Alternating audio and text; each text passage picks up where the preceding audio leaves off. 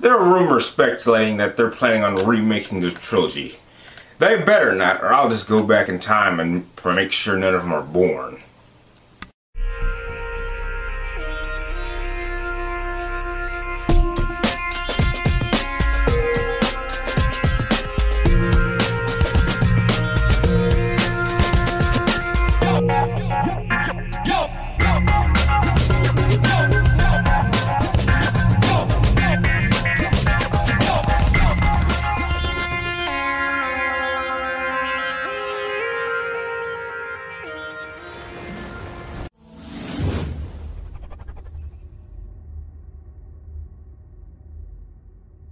Okay, this is going to be a really difficult review because I'm going to try to do all the plot, the entire plot of the entire Back to the Future trilogy in 3 cuts, and that's really not easy to do because I don't want to give out too much information, but I kind of want to be detailed on it. So if I don't do a good enough job, I apologize. This is a lot harder than it looks. So I'm going to start with Back to the Future Part 1. Part 1 takes place in 1985 with Marty McFly. Marty McFly is, I'm going to say, a lab assistant working with Doc Brown, in which Doc Brown had created a time machine to explore the mysteries of the universe.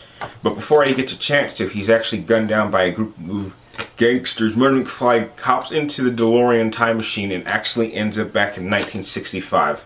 Now, during a series of events, however, he actually manages to change the conditions in which his mom and dad met, and therefore causing Marty to begin to fade from existence.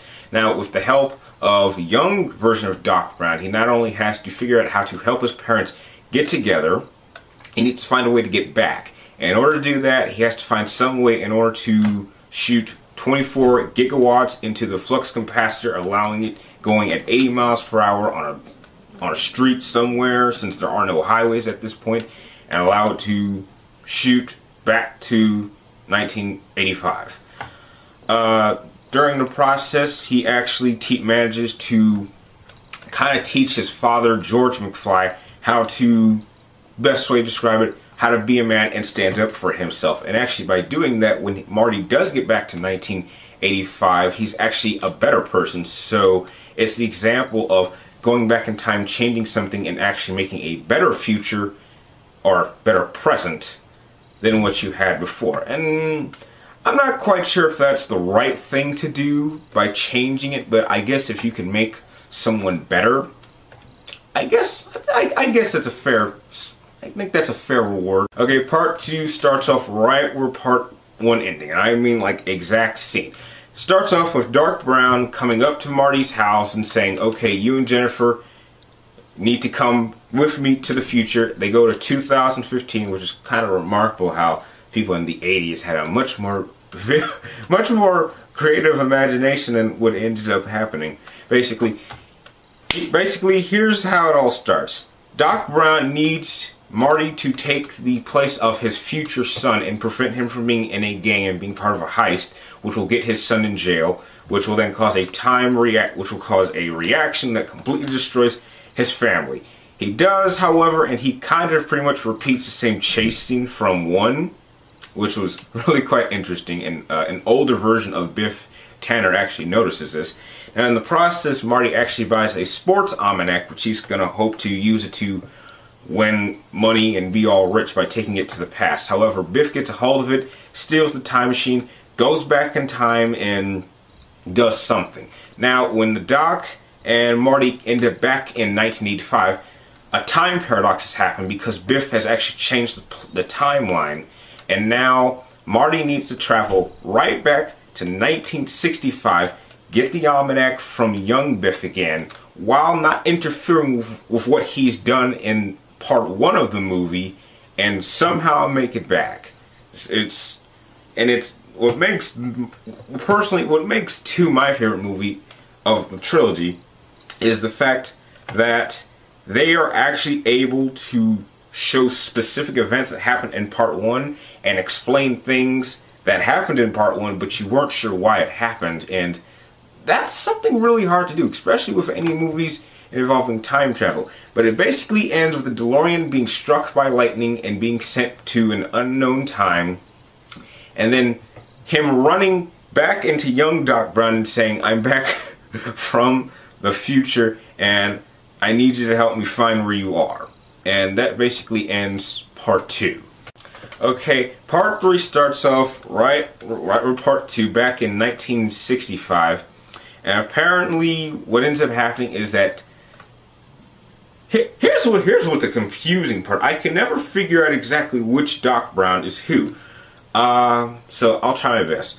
I'm going to say future Doc Brown is stuck in 1885, and Marty needs to go back to get him because the components that he needs don't exist. So basically, Marty takes the DeLorean, which Doc from 1885 hid in a cave. He goes right back in time to 1885, but the time machine is damaged, and now it's basically a rush of time for him and future Doc Brown to find a way to get the components, because they're now in an even more desperate situation, to get back to 1985. Sorry if I look confused, because that third one's the most confusing one of them.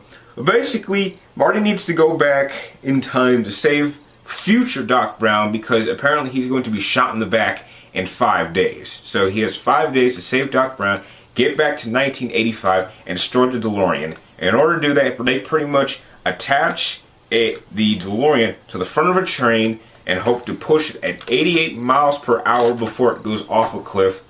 Some other things happen. Trust me, it's better if you see it for yourself, but trust me, it's not quite as good as 1 and 2 because it gets a little bit more confusing with changing events, but it is still a very good movie. Back to the Future Trilogy is probably one of the greatest trilogies of all time. In my personal opinion, I enjoy the Back to the Future Trilogy a lot more than I do the original Star Wars.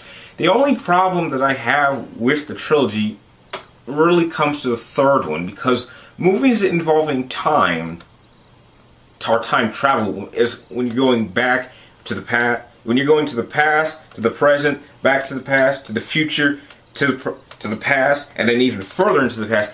It gets a little confusing at times. If I had to rate each individual movie, I would definitely say that Part 1 gets a 9 out of 10, Part 2 gets a 9.5 out of 10, and Part 3 gets an 8 out of 10. The ending of the Back to the Future Trilogy ends with a really good message of stating that, okay, you may have information on the future, but it has not been set in stone. No one's future has been written, and you can still change it to make a better future, and that's always a good message. If any of you ever have like one of those moments where you think that you know the future, you can still change it. It's not set in stone, and that's always a good message to get from Back to the Future. If you have not seen them, go out, download them somehow, watch them, rent them. Trust me, it's a great trilogy. It's one of those movie trilogies you have to watch before you die. It's one of my personal favorites, and I'm really happy that someone asked me to request the review of this movie. If you like this review, please like, comment down below, and subscribe up top. And please keep sending your questions in for the people's questions. Keep sending in your reviews so I can do them. And I will see you again in my next review. And thank you for watching. And I'll see you next time.